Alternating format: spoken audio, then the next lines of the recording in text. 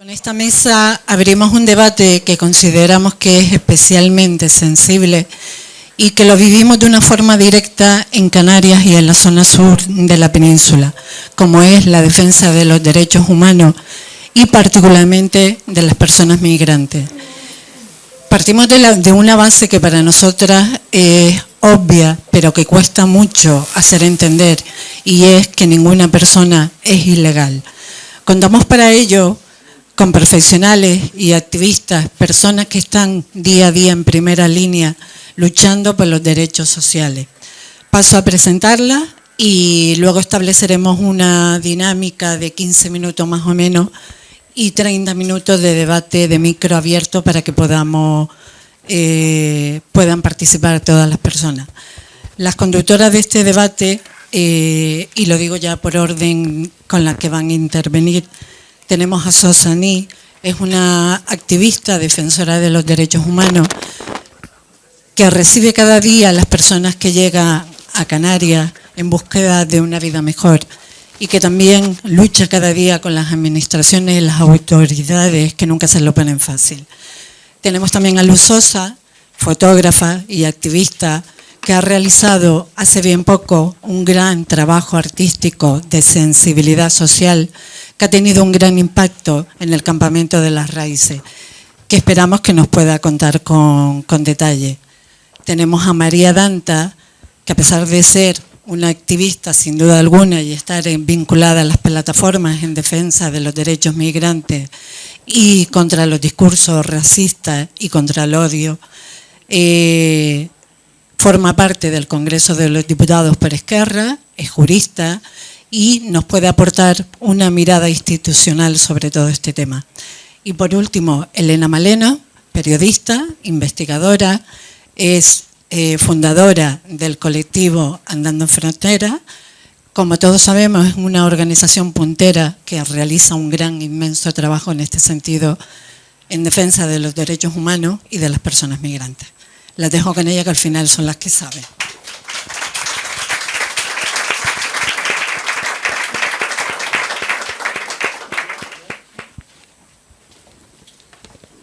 Buenas tardes a todos. Primero, agradecer a las organizadoras por haberme invitado a esta mesa redonda, donde me siento pequeña al lado de mis compañeras, las grandísimas Elena, María y Luz. Y también agradecer a todos ustedes que están aquí para escucharnos y participar. Gracias.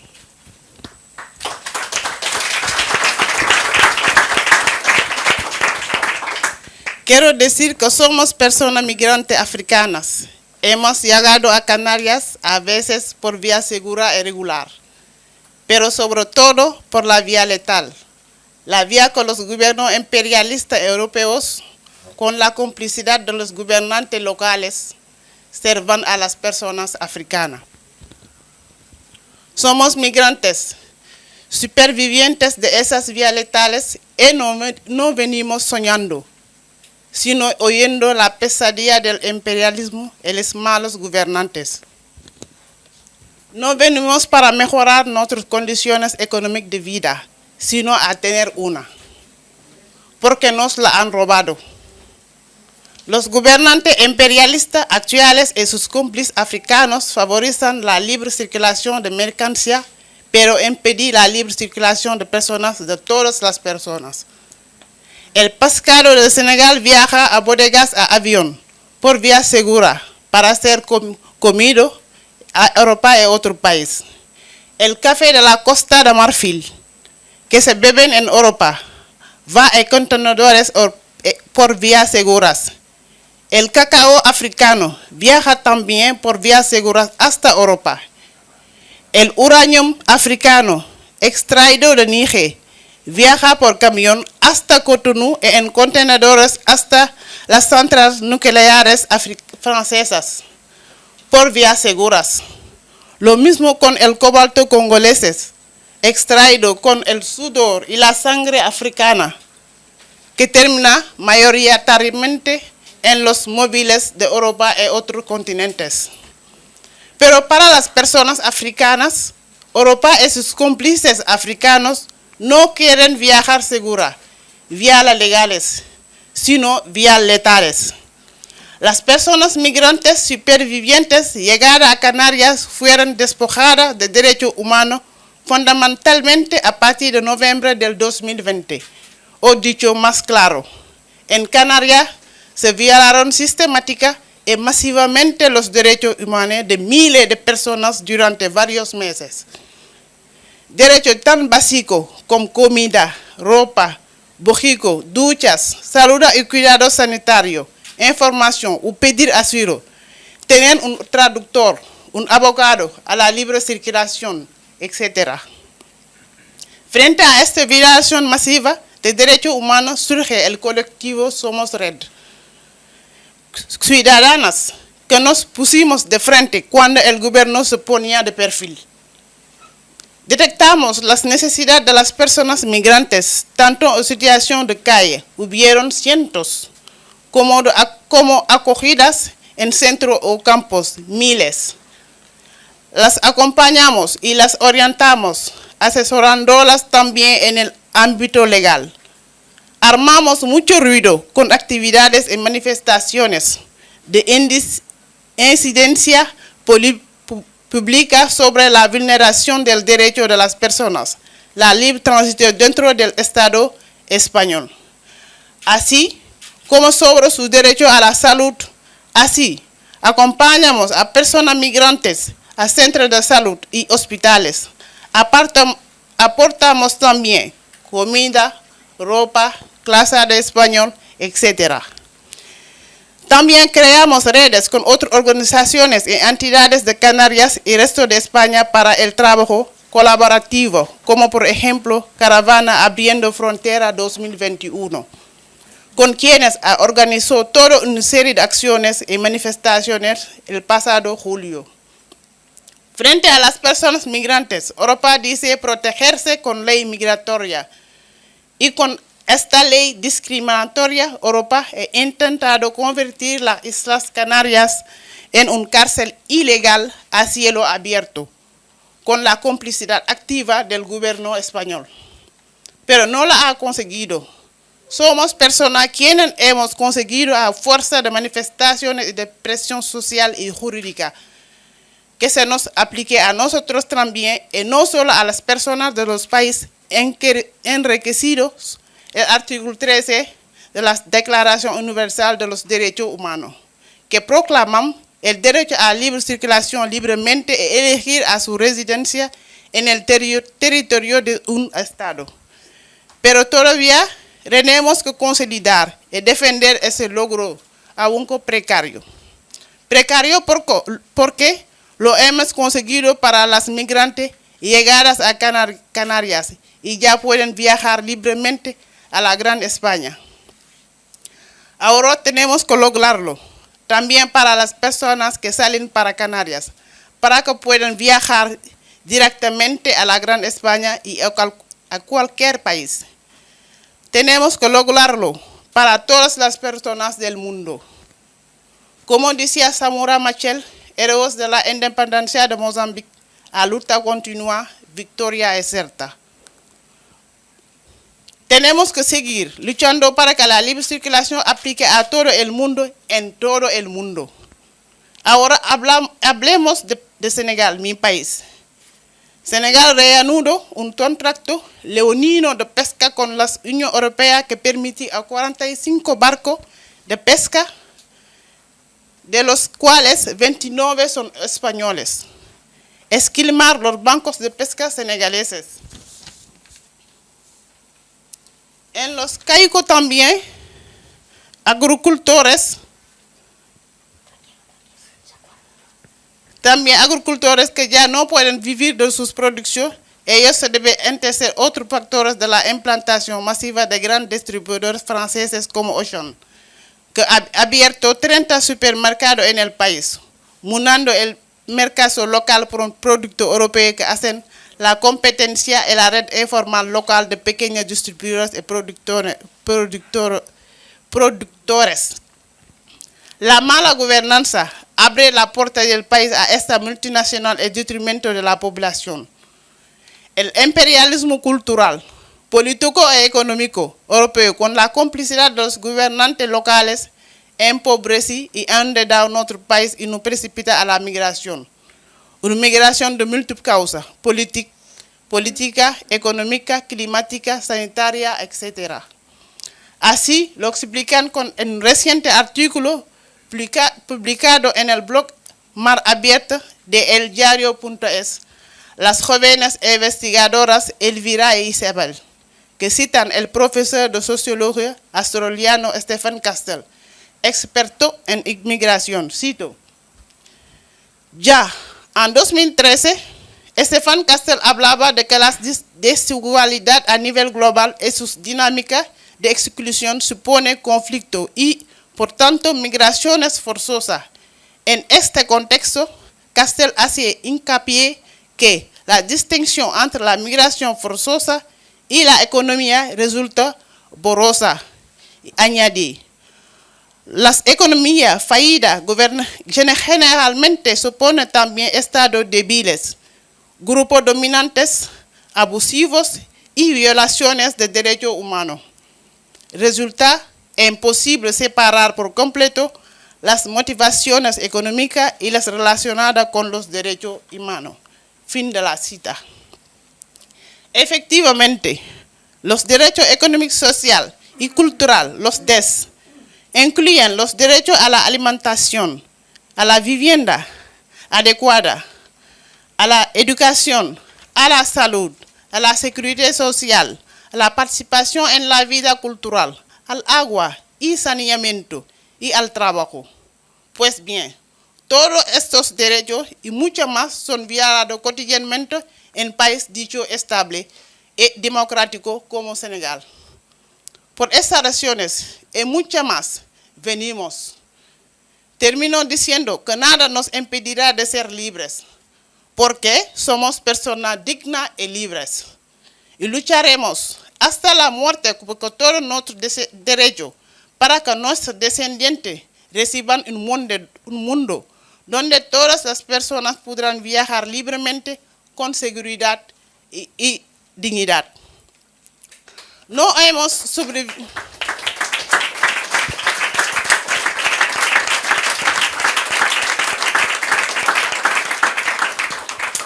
No hemos sobrevivido y llegado a Canarias para ser alojada en un hotel, un campamento, un centro, ni para quedarnos en la calle.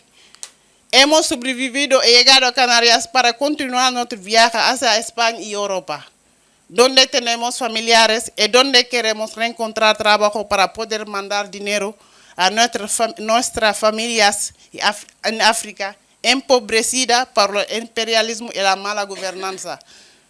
Nada nos lo impedirá. No tenemos miedo porque luchamos, porque siempre estamos luchando por los derechos para todas.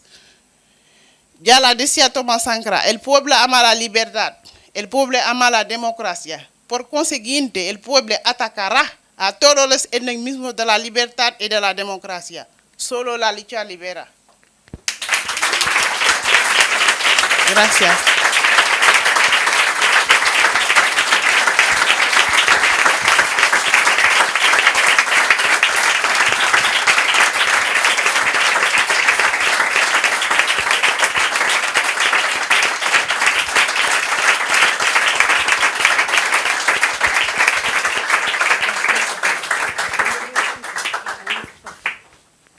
¿Me cambias el sitio? Porque voy a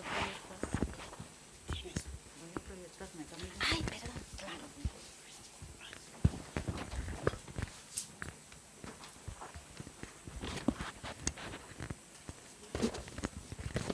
Hola, buenos días. Muy contenta de formar parte de esta mesa con tan tremendas y admiradas mujeres. Mi intervención la voy a basar en mi experiencia como fotógrafa y como activista también, ¿no? Y cómo enfoco yo pues mi manera de trabajar. Cuando a finales del 2020, tras la pandemia, muchas cosas que comentó en el marco que puso ahora Soda, en la llegada de Patera, ay, me quito la mascarilla. Yo nunca había cubierto el tema migratorio en Canarias, entre otras cosas porque había estado viviendo fuera y en la anterior llegada de pateras del 2016 no había cubierto. Estamos hablando de la migración en pateras, que no es hablar de toda la migración. Y después de haber vivido pues el flujo de refugiados sirios por Europa y ver cómo el Mediterráneo se los tragaba y ante la impotencia de no poder hacer nada, me encuentro en un papel de impotencia de decir, tengo que hacer algo, pero no sé qué hacer, no puedo mirar para otro lado. Ahora lo tengo en la isla, ¿cómo voy a cubrir este tema?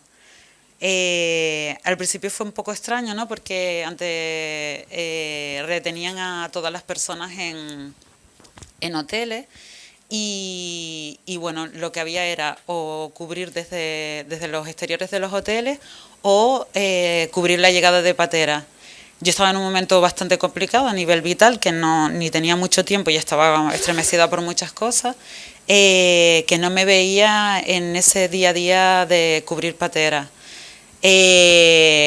Definiendo cómo iba a abordar el tema migratorio. Yo no trabajo para ningún medio concreto, soy freelance, entonces me acerco con una amiga antropóloga, decía, ¿por qué no nos acercamos a los hoteles, intentamos hablar con las personas y vemos pues con ellos cómo podemos documentar esto? Entonces la primera llegada nos acercamos a uno de los hoteles, al Hotel Bin en el puerto de la Cruz. Ya teníamos el contacto de un chico, Califa, que es un chico senegalés, estudiante de Derecho, y la verdad que Califa con toda su fuerza nos envolvió bastante rápido porque era un peleón y ese hotel tuvo mucho foco en ese momento mediático porque invitaba a las huelgas de hambre. Entonces, bueno, nos preocupaba, si documentamos la huelga de hambre y las noticias llegan al lugar de origen, pues la familia se preocupa, cómo poder documentar esta historia, ¿no? Entonces, hablando con los pibes nos dábamos cuenta que tenían mucha necesidad de contar su historia, ¿no? De decirte de dónde venían, quiénes son, qué hacen. Nos enseñaban fotos y vídeos de cómo había sido su trayectoria, de las personas que quedaban atrás. Entonces, pues decidimos que lo mejor era un poco pues entrevistar a las personas que teníamos ahí, conocerlas y empezar a hablar de personas, ¿no? Ese fue como el primer contacto. Salió este artículo en El Salto de 6 páginas, hablando un poco también de lo que estaba representando Canarias para el mundo, ¿no? Como bien decía Soda, islas cárceles, ¿no? De donde se retienen a personas. Y bueno, sale este primer artículo. Movida un poco por eso, por el tema de empezar a conocer otras historias, y en paralelo empiezan a cerrar hoteles y a desplazar a la gente a otros centros de retención llamados macrocampamentos, que hay muchos por Canarias. Uno de ellos fue el campamento de las Raíces. Bueno, desgraciadamente se vulneran los derechos humanos en cada uno de ellos y bueno, la suerte fue que un grupo de pibes empezara a protestar por esa vulneración de derechos humanos de manera interna y salen a la calle, que ahí hay mucha gente también a nivel local pues, pendiente de qué está pasando y de qué no y cómo pueden involucrarse, porque los accesos al principio eran bastante difíciles, ¿no? El acceso a la gente, ¿no?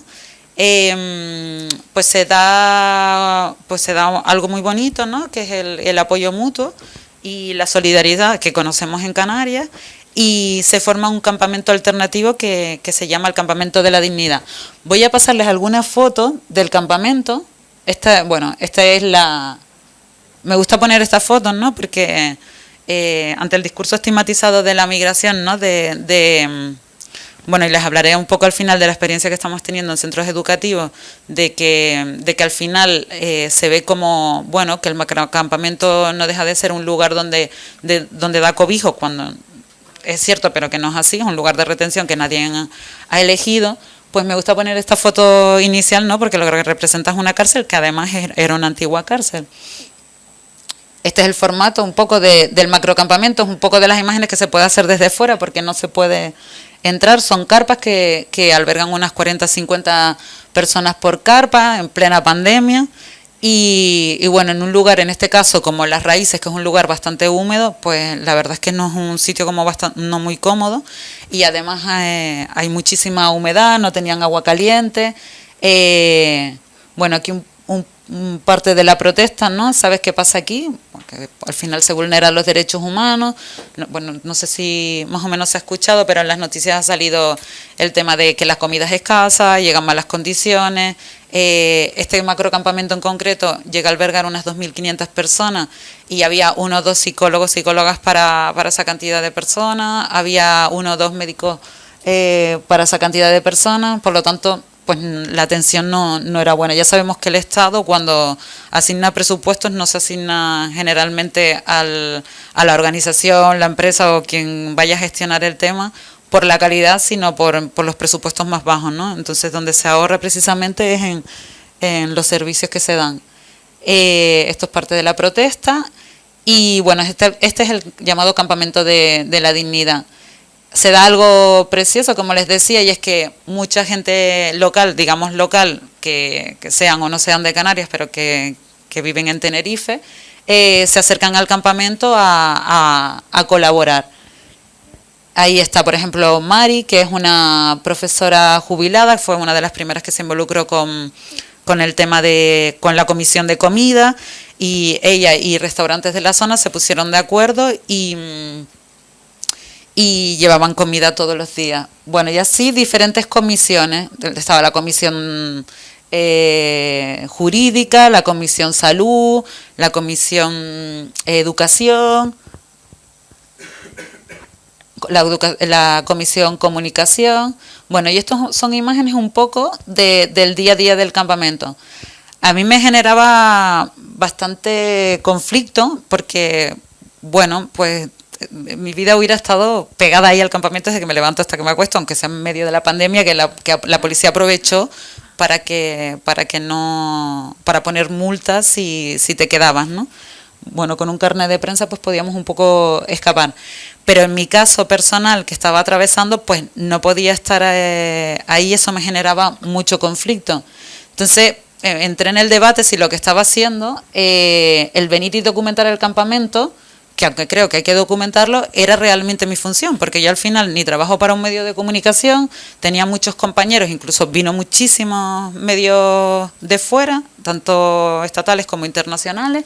Entonces yo de repente me veía que estaba haciendo lo mismo que todo el mundo y sabía que estaba cayendo en el foco mediático, el que sabemos que llega a estar ahí como en el top durante 1 mes, 2 meses, 3 meses, pero de que después nos olvidamos y se acabó, como si el problema no existiera, aunque el campamento siga ahí, ¿no?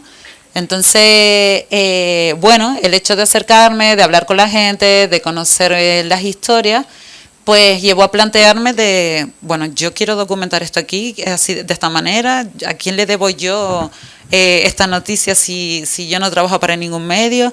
¿Cómo puedo documentar este proceso y que se siga hablando de migración más allá de lo que estamos viviendo en la actualidad, ¿no? Y entonces un poco movida por... les paso imágenes del campamento. Esto es un poco el día a día. El día a día son vidas que están suspendidas, son sueños que están rotos, ¿no? Porque desde el momento que te retienen, sea en un hotel, o sea en un macrocampamento, o sea en el lugar que sea, tu vida está en un momento de suspensión, ¿no? Esperando que el Estado decida por ti cuál va a ser tu destino, ¿no?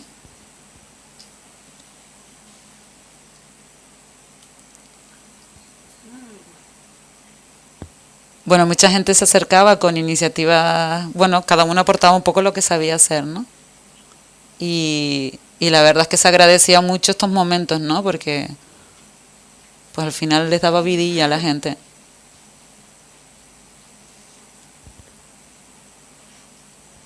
Les paso aquí.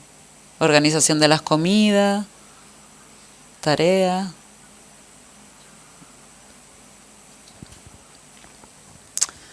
Bueno, y entonces en ese proceso que empiezo a conocer gente, empezamos a hablar y decía, pero bueno, si todos tenemos sueños y de repente por qué yo puedo llegar a cumplirlos, porque tengo yo unas facilidades, porque tengo unos privilegios frente a otros, ¿no?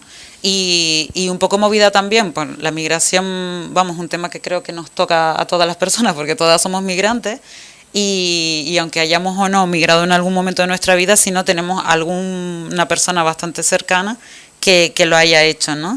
Entonces, claro, el trabajo de ponerte en el lugar de las otras personas y hablar de los privilegios de uno frente a otro fue que se me ocurre por fin de qué manera puedo yo documentar el proceso, ¿no? Y al final, cuando nosotros sacamos fotos, y una de las reticencias que yo tenía de ir a cubrir la llegada de pateras, es que al final estamos generando de alguna forma contenido para que muchos medios, sobre todo los fachas, se aprovechen y hablen pues de los términos que utilizan de invasión, de números, de... Entonces, a mí me preocupaba eso, ¿no? Porque es como, hablamos de números de una manera tan banal que ni siquiera pensamos qué significa ese número, si ese número es grande o poco frente a que no tenemos una comparativa, ¿no? Hablamos, bueno, aquí hay por ejemplo titulares que les voy a poner ahora, pero que no quería poner los titulares para hablar de ellos, pero por ejemplo, ¿no? 1.500 inmigrantes, seguimos usando el término de inmigración, llegan en las calmas de septiembre, la policía teme otro Guineguín. 1.500. ¿1.500 es una cifra alta o baja? Cuando pensamos 1.500 pensamos que son muchos, sin embargo la migración en patera significa el 4% de la migración. ¿Cuántas personas entran en Canarias al día, no? Entonces, 1.500 es una cifra alta o es baja frente a que no tenemos una comparativa. Al no tener una comparativa, cuando vemos un titular que nos dice 1.500, parece que son muchas personas las que vienen en un momento determinado, ¿no? Luego, si seguimos ya analizando el titular, ¿no? Lo de las calmas de septiembre, entrecomillado, todo el mundo sabe lo que son las calmas de septiembre, ¿no?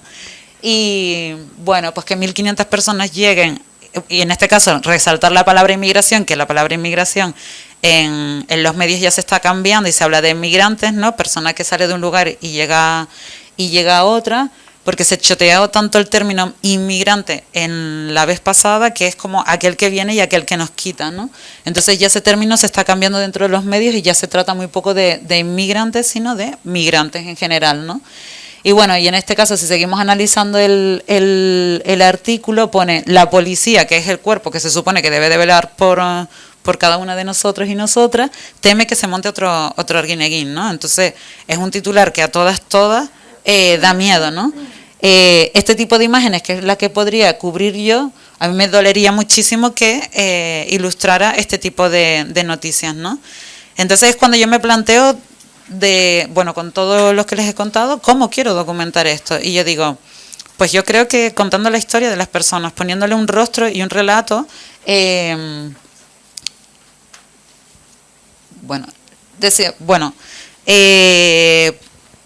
quería ponerle historia de vida a la gente, ¿no? Porque al final somos todos personas, todos tenemos sueños, todos tenemos una trayectoria y por el lugar en el que naciste y por las conexiones, no me sale ahora, la gestión de políticas migratorias que son discriminatorias, pues te hace que unos puedan viajar y otros no de una manera segura, ¿no? Entonces, bueno, le comento a una amiga con la que ya yo estaba haciendo un proyecto, ella es filóloga y habla francés, y entonces le propuse que si quería formar parte de este proyecto y si empezábamos a documentar historias de vida y empezar a poner rostro y relato a cada uno de esos números que nos hablan, ¿no? Cuando nos hablan de migración. Entonces decíamos que poner rostro y relato significaba identificar, porque al identificar nos reconocemos en la otra persona y lo que queríamos trabajar era la empatía, ¿no? Entonces nada, empezamos a documentar historias y bueno, recogimos 20 historias de vida que les voy a pasar las imágenes. Estas imágenes están en una exposición que sería ideal haberla traído, espero que en algún momento se pueda traer a Gran Canaria, pero son retratos de un tamaño bastante grande, de 1,80 por 1,20, de tal forma que cuando los mires te cuadra la mirada de una persona de estatura como media, vamos a poner 1,60, 1,65, frente a los ojos de la otra persona, lo que te hace es un espejo, ¿no? Entonces lo que intentábamos era que te metieras de lleno en la vida de la otra persona y que empatizara. Y bueno, le voy a pasar los 20 retratos: Ismael, Bar, Sidi, Yusef,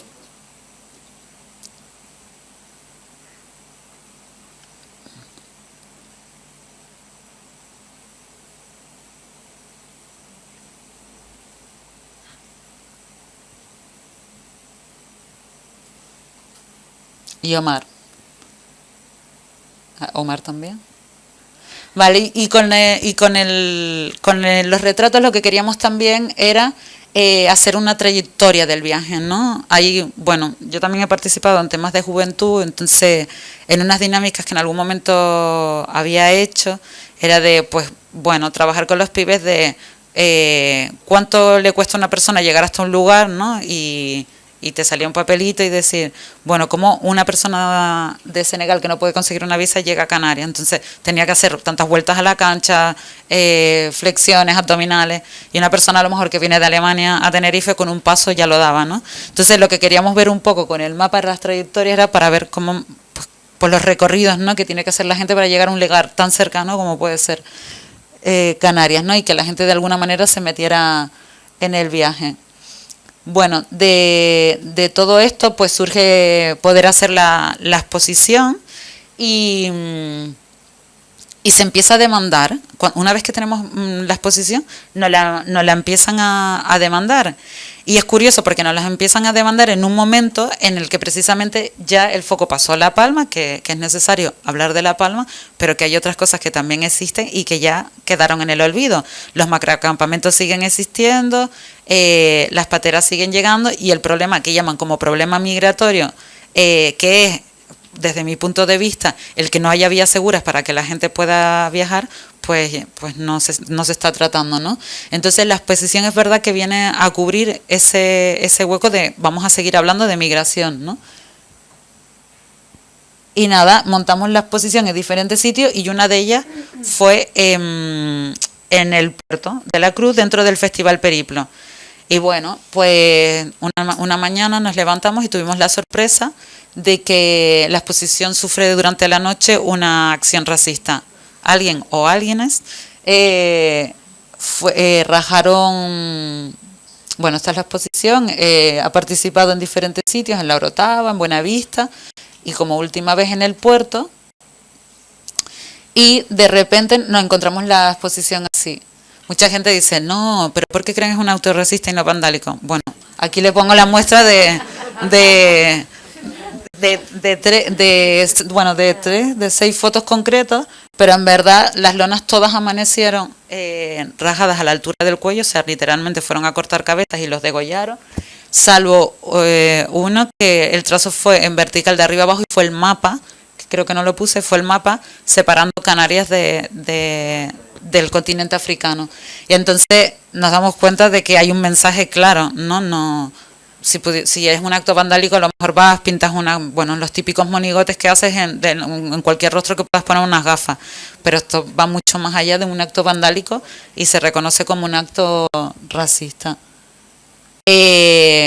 Bueno, la verdad es que fue bastante desagradable porque ver fotografías en tamaño de 1,80 cortados por el cuello, pues te da la sensación de que es algo que le están haciendo a las personas, ¿no? De hecho, si lo que queríamos era que la gente se metiera en la vida de ellos con ese tamaño, pues también te provocaba esa angustia, ¿no?, de verles cortados por el cuello. Y bueno, tuvimos la grandísima sorpresa de que, bueno, pues al final estas cosas, aunque son bastante desagradables y peligrosas, no dejan de estar en manos de una minoría, y la mayoría sí que es una mayoría por lo menos mucho más solidaria, no sé si tan consciente, porque luego digo, bueno, yo creo que en el fondo todos tenemos un poco de todo, ¿no?, de racistas, de machistas, de lo que se pueda, ¿no? En la transformación personal de cada uno puede tener rasgos de cosas, ¿no? Pero sí que se muestra una población solidaria y que rechaza este tipo de cosas, ¿no? Entonces la exposición cobra otro sentido porque la gente cuando se acerca de repente se impactan, ¿no? Pues señoras nos decían, por favor, tú no le puedes poner un poquito de cinta ahí que mira ese niño con el cuello cortado, ¿no? De comentarios de a lo mejor gente que no tiene ningún tipo de conciencia, pero les impresiona, ¿no? Y bueno, pues la gente reaccionó y la inercia fue, aparte de que hubo también una convocatoria social de reparemos la exposición, ¿no? No la vamos a cambiar, esto también es lo que sufren las personas migrantes, pero la vamos a reparar, ¿no? Con lo cual quedan pues las cicatrices. En el Festival Periplo en concreto, la verdad es que tuvimos la oportunidad de estar dando charlas, una charla que tenemos, No Somos Números, Historias de Migración, a estudiantes de los institutos, y la verdad en este caso concreto, que fueron los primeros que lo recibieron, los pobres, nada más llegar pues se pusieron a llorar porque les impactó muchísimo, ¿no? Entonces la reacción fue, escribamos papeles de solidaridad y dejemos aquí claro que rechazamos ante el racismo tolerancia cero, ¿no? Y bueno, aquí algunas de las imágenes de la gente poniendo papeles, restaurando la exposición. Bueno, ya luego, una vez que la descolgamos, la exposición entraba dentro de un circuito itinerario dentro de los institutos de Los Realejos, dentro de un programa de Los Realejos por la Solidaridad, y bueno, nos tocó a mi madre, a Paula, mi compañera, y a mí restaurar la exposición, que estuvimos 2 días que nos salieron hasta callo, pero bueno, la idea era restaurarla, que quedara decente, pero con las cicatrices, ¿no? Y a día de hoy, pues esta es un poco la charla, pues llama bastante la atención dentro de los institutos, y los chicos lo primero que preguntan es ¿por qué está la exposición rota? Y bueno, esta es la participación dentro de los institutos.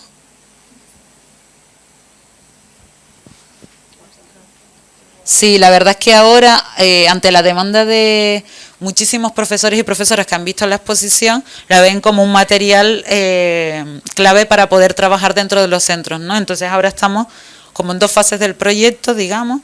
Una es la de intentar meterla dentro de la consejería y que realmente participe dentro de los centros educativos, y la otra es, estamos en una segunda fase del proyecto, porque con darle vuelta a esto de los números, decíamos, bueno, cuando yo migré, que no tiene nada que ver, o cuando mi abuela migró, pues hay una preocupación en la familia, ¿no? Y intentan haber contactos, que tu trayectoria sea buena, y quedan muchos vacíos también, ¿no? Mucha añoranza por aquella persona que se fue. Al igual que la persona que se va, pues bueno, tiene como un desarraigo.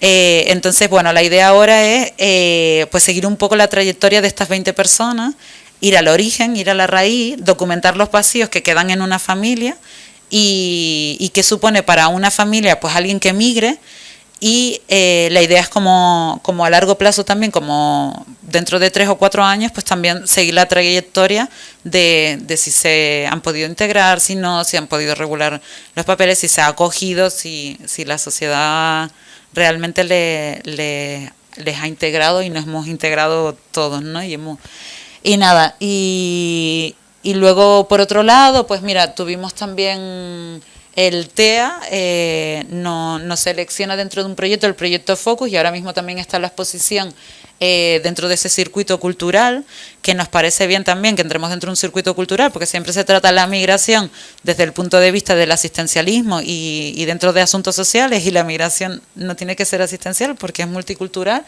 y tenemos que normalizarla como, pues somos la mezcolanza, estamos aquí gracias a las migraciones y a los desplazamientos que ha habido a lo largo de la trayectoria de la humanidad. Entonces no podemos seguir tratando la migración como algo asistencial, sino como algo que nos enriquece, ¿no? Entonces estamos dentro de este espacio. La verdad es que estamos bastante contentas porque normalmente es un espacio basado muy artístico, y que entre un tema como el migratorio dentro de un circuito tan artístico como es Fotonoviembre, pues la verdad que lo agradecemos un montón, porque se está hablando muchísimo del tema migratorio, y la exposición, bueno, pues me encanta que ellos tengan un lugar, ¿no? Y que sigan presentes. Una de las ideas también era sacar el campamento a la calle, ¿no? Si la gente no va al campamento, pues que el campamento salga a la calle. Y nada, con esto pues concluyo.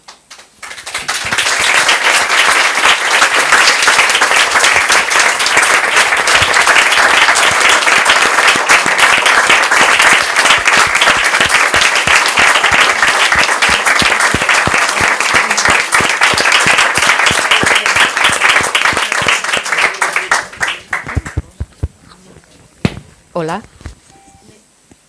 ¿Cuál tengo? ¿Por qué me han dado este primero? No sé cuál tengo que coger. ¿Cualquier uno?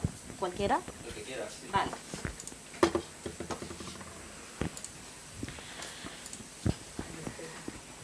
Bueno, una se queda con el cuerpo y la mente tocaditas después de escuchar a Soda y de escuchar a Luz y ver estas imágenes, ¿no? Empiezo agradeciendo a las compañeras, a la queridísima Mary, sobre todo por Ana. Os he escuchado, he tomado apuntes y ha sido realmente un gran y bonito aprendizaje para mí y sobre todo conocer a tanta gente muy interesante, muy maja, muy empática y muy cañera. Me gustaría también empezar agradeciendo a dos compañeras, Laura y Bacari, moltes gràcies por haber vingut. Son compañeras que están viviendo aquí ahora y que nos conocemos hace muchísimo tiempo. Compartimos luchas desde hace años y años ahí en Cataluña con una de las mayores, bueno, yo diría que es la mayor, ¿no? Plata Unitat contra el fascismo y el racismo. Y Laura es una, bueno, los dos, Laura y Bacari, son dos compañeras que siempre han estado ahí. Y también con Laura comparto desde los inicios de Emergencia Frontera Sur, ahí en Cataluña, que forma parte de una red enorme de acogida digna de todo el Estado español, con lo cual, Laura, moltes gràcies, i Bacari, moltes gràcies por haver vingut avui.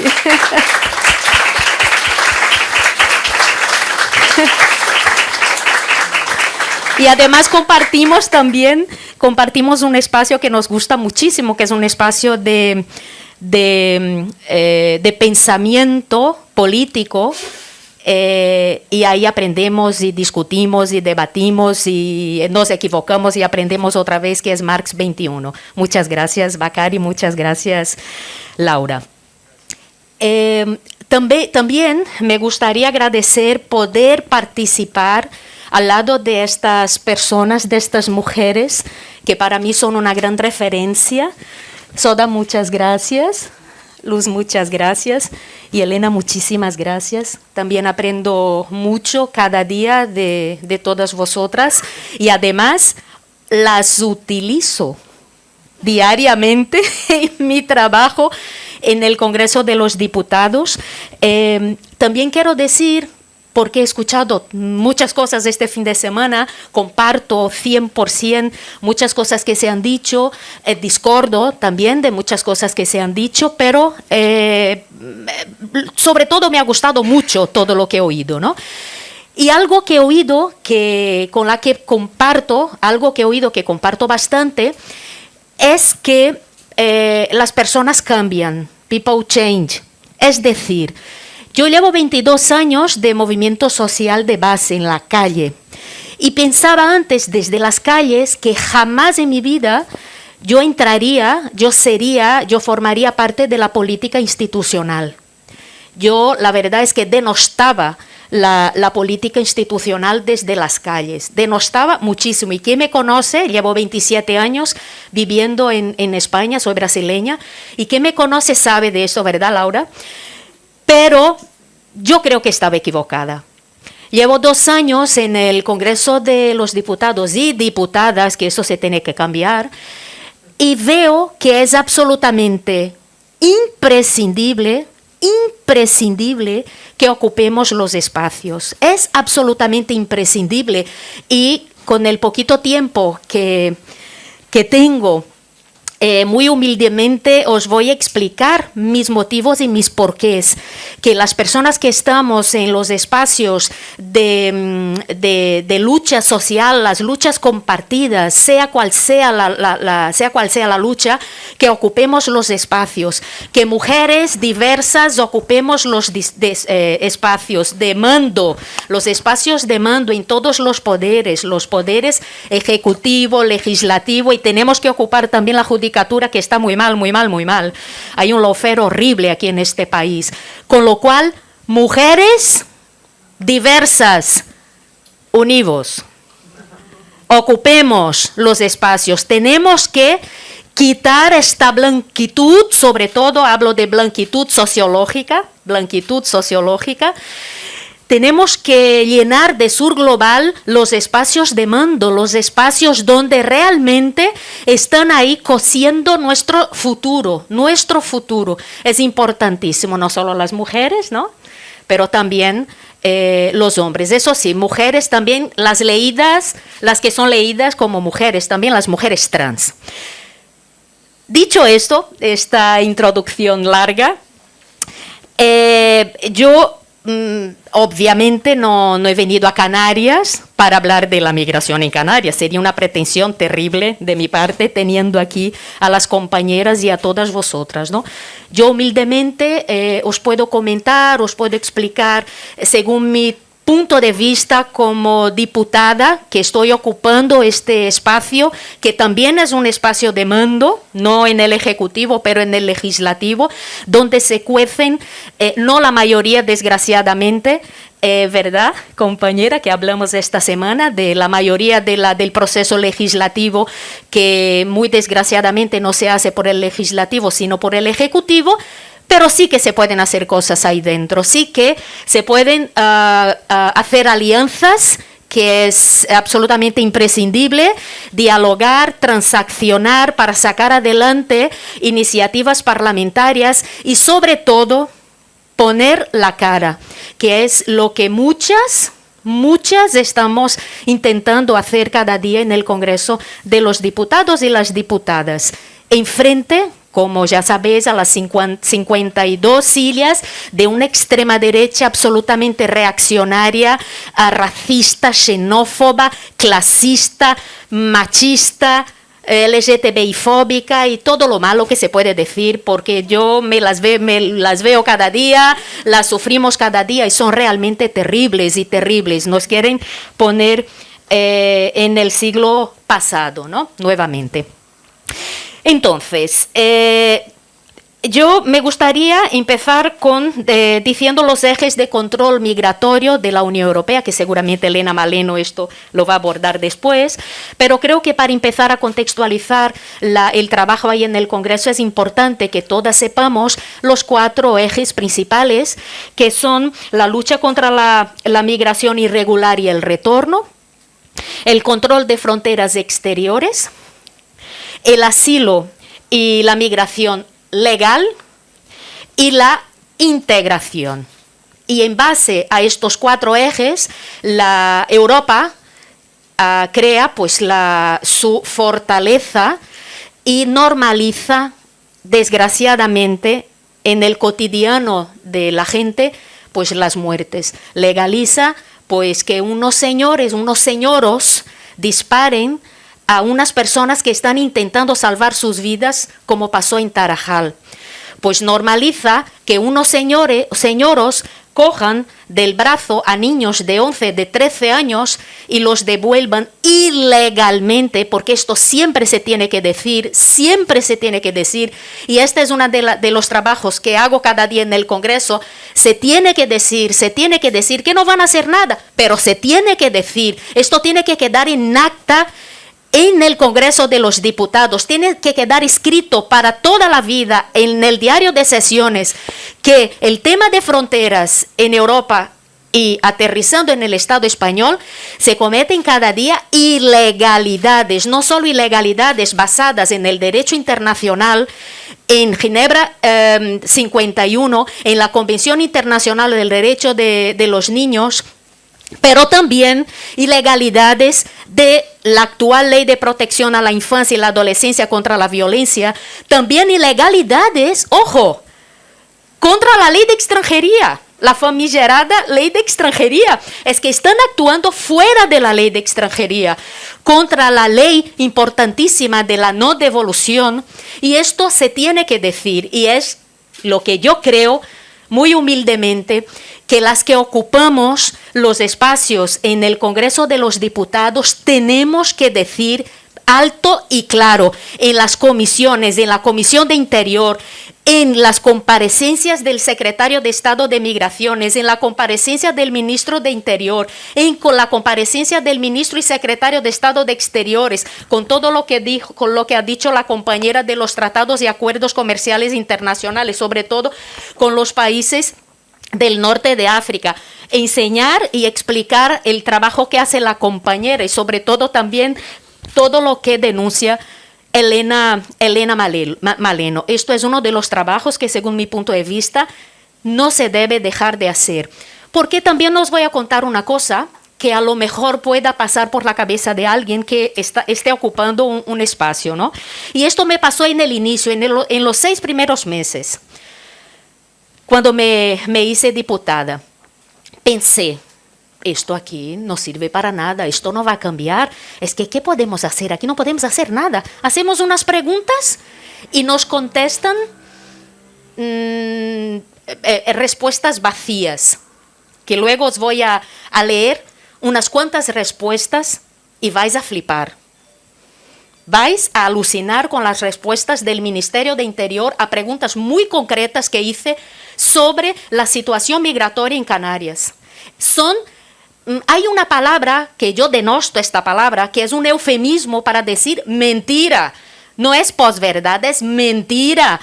El Ministerio de Interior está contestando a las parlamentarias, no solo a mí, obviamente, muchas parlamentarias hacemos preguntas escritas al Ministerio y nos contestan con mentiras.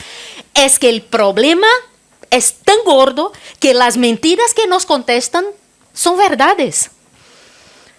Son mentiras basadas en la ley. Es que la cosa es tan grave que utilizan la misma legislación vigente para decirnos mentiras. Y todas sabemos, y más vosotras que estáis con el pie en las calles, yo volveré obviamente, que es mentira. Es que el defensor del pueblo dice que es mentira. Es que el comisionado de Derechos Humanos de la ONU dice que es mentira. Es que FEAR dice que es mentira. Incluso las entidades subvencionadas por el propio Estado para hacer la acogida dice que es mentira. Es que las activistas dicen que es mentira, pero el gobierno, el ministerio en cuestión, nos contesta diciendo que es una verdad. Me gustaría dar un pequeño ejemplo, porque me toca muchísimo la moral, pero yo voy a continuar. Yo hice unas cuantas preguntas muy directas, muy directas al gobierno, ¿vale? Sobre la cuestión migratoria en Canarias, sobre todo el año pasado. Contestaron cosas como, abro comillas, respecto a la duración de la identificación y reseña de las personas migrantes en situación irregular, cabe señalar que nunca superan el máximo de 72 horas establecidas por la normativa legal. Y una vez finalizados estos trámites, las personas migrantes alojadas en el CATE de las Islas Canarias dentro del plazo establecido son ingresadas en CIES para ser retornadas a su país. ¿Alguien aquí puede estar de acuerdo con... Vale.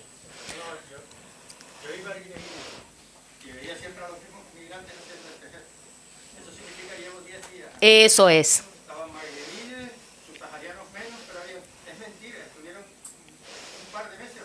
Eso es.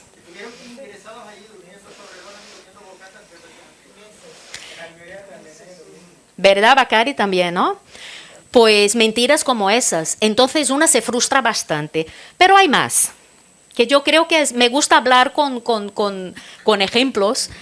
Me gusta mucho. Además es un ejemplo verídico. Esto sí es una verdad. Lo tengo aquí, con el sello del gobierno. Hay una muy buena, que es esta. Es esta. Por otra parte, se informa que porque yo pregunté directamente por la asistencia letrada, que sabemos todas, yo tengo amigos letrados aquí de la red de acogida, que me dice, María, estaba yo solo con 200 personas y sin intérprete. Con respeto, por otra parte, se informa que la asistencia letrada, tal y como dispone la Ley Orgánica 4/2000, Ley de Extranjería, se encuentra garantizada en todo momento. ¿Quiere explicar también? Explica. Eso es una trampa. Claro. Es una trampa legal. Claro. Es decir, lo que hay que aplicar aquí no es la ley de extranjería cuando ya están aquí, es la ley de enjuiciamiento criminal. Eso es. Porque su situación es asimilable a los detenidos. Y no se nos permitió en ningún momento, ni se nos permite ahora, la confidencialidad en la asistencia y la individualización de la asistencia. Que esos son derechos que garantiza el artículo 520 de la da igual. Pero esos es son importante derechos que garantiza el escuchen artículo lo que está 520 de la hablando. ley de enjuiciamiento criminal. O sea, la ley de extranjería, ellos dicen que la respetan y formalmente la respetan, Ajá. pero realmente no la respetan. Por ejemplo, la ley de extranjería no habla de las inmediaciones de la frontera. Claro. El reglamento de extranjería sí en el artículo 23, pero las inmediaciones son una abstracción. Uno puede estar en las inmediaciones de una frontera a 5 metros de la frontera o a 2 kilómetros de la frontera. Exacto. Entonces, o sea, el reglamento está creando un derecho que la ley no permite crear. Eso es. Y la ley sale del Parlamento y el reglamento sale del gobierno. Sí, ahí está. Es importante Esto ver era, estas esto era trampas. lo que iba a decir ahora, pero me Estas- encanta que lo haya dicho. Es importante ver estas trampas legales, Sí. porque ellos en el fondo no respetan nada, respetan su santa voluntad. Eso Bueno, es. esto es algo que debería haber dicho más tarde, pero quiero decirlo ahora. Es decir, Me parece estupendo. la policía, ya que estamos, la policía española tiene una autonomía funcional que no tiene en ningún país democrático. Es decir, no existe, en términos estrictos, no existe policía judicial en España. Eso permite una arbitrariedad del Estado exorbitante, antidemocrática. Ya no sigo, ¿vale? No, me encanta que sea así tan interactivo. Me gusta mucho.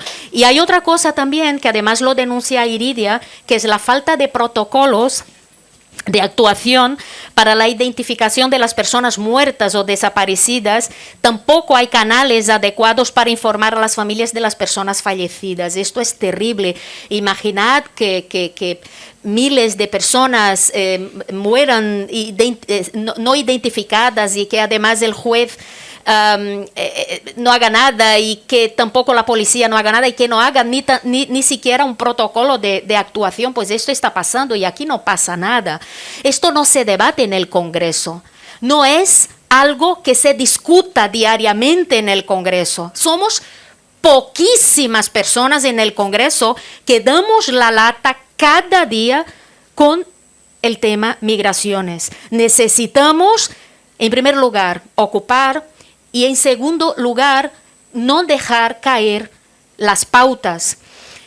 La pauta que acaba de decir el compañero es muy interesante, es muy importante. Esto se dice muchísimo. Esto, lo que acaba de decir usted, es tan importante como lo que intentamos algunas poner en relieve, pues el control que se hace, no solo en fronteras, obviamente, ¿no?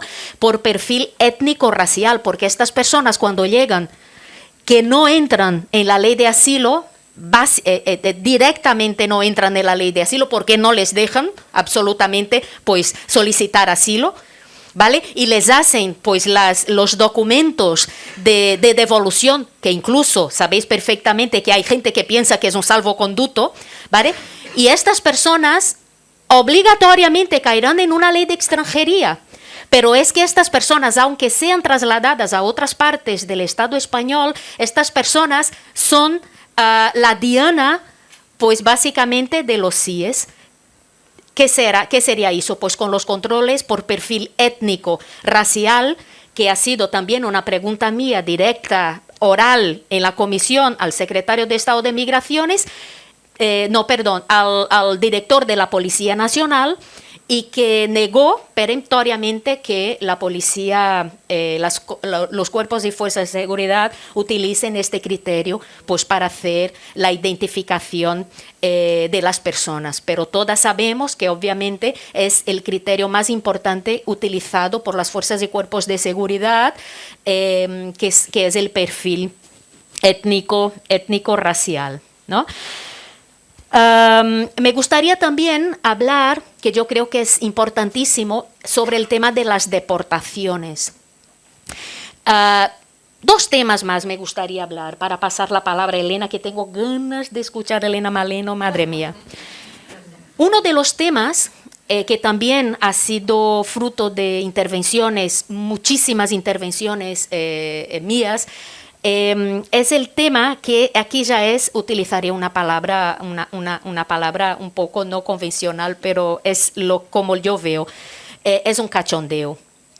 Es un cachondeo que el gobierno no garantice el derecho a la documentación de las personas solicitantes de asilo pendientes de recurso. La ley lo dice claramente. Organismos internacionales lo dicen claramente. Abogados de extranjería lo dicen cada día. Amnistía Internacional, el Defensor del Pueblo. Pero resulta que tanto el Ejecutivo lo está aplicando, hay personas solicitantes de asilo pendientes de recurso. Estoy hablando de ley de asilo, no estoy hablando de una cosa inventada por la cabeza de las activistas. Ley de asilo, pendientes de recurso que se quedan absolutamente indocumentadas. Hay miles de personas aquí en esta situación que el día siguiente pierde el trabajo y se quedan en la calle. Hay gente solicitante de asilo pendiente de recurso ahora mismo en Barcelona que está durmiendo en la calle sin trabajo, sin poder trabajar. Y hace un mes el PSOE votó con Vox porque ni el PP tuvo el coraje de votar que no a esta iniciativa y el PSOE votó junto a Vox que no a una iniciativa parlamentaria que además, para eximirme completamente de la culpa, la iniciativa parlamentaria que yo presenté la hizo el equipo jurídico de la Universidad de Salamanca. Y yo dije, yo aquí no puse una coma. Esto es del equipo jurídico de la Universidad de Salamanca. Y votaron que no. Otra cosa, otro tema importantísimo. Regularización ya. Miles y miles, y aquí también las compañeras que formaron parte, de personas, de entidades, más de 1.500 entidades, personas que sufren cada día pues la ley de extranjería y la irregularidad administrativa, la irregularidad sobrevenida, han estado más de un año pues luchando en precariedad, gente que no tenía papeles, en plena pandemia, haciendo una lucha desde abajo, intentando también pues conciliar cómo podían sus tiempos, sus condiciones pues, de vulnerabilidad para hacer esta plataforma, para hacer un documento robusto, un documento con 13 puntos muy específicos, muy firmables los 13 puntos, para realizar una PNL, una proposición no de ley. No era una PL, no era una proposición de ley, era una instancia que el Congreso quería hacer al Ejecutivo. Con todo y con esto fue rechazada, como sabéis, en el pleno del Congreso. Fue rechazada. Tema, y ya voy acabando, otro tema que me parece que también desde el Congreso de los Diputados siempre hemos estado haciendo ahí un hincapié y denunciando, porque el Congreso de los Diputados no solo tenemos dos atribuciones, ¿verdad, Mary? O Tomás, Gloria, ¿hay más diputados aquí del Congreso? No. Las atribuciones, controlar al gobierno, y ahí estamos, y legislar. Pero yo pongo también otra atribución que no está en el reglamento, que es denunciar, que sería controlar al gobierno, pero no controlamos. La verdad es que no controlamos. Denunciar, poner la cara, decir con el dedo así, ¿no? El violador eres tú. Señor ministro, señora ministra, señor secretario, señor director, el violador eres tú.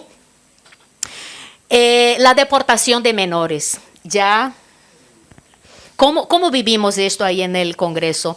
En las comisiones de infancia, de derechos de la infancia y adolescencia, apenas se habló. Os lo tengo que decir, apenas se habló. En la Comisión de Exteriores, vaya, no era tema.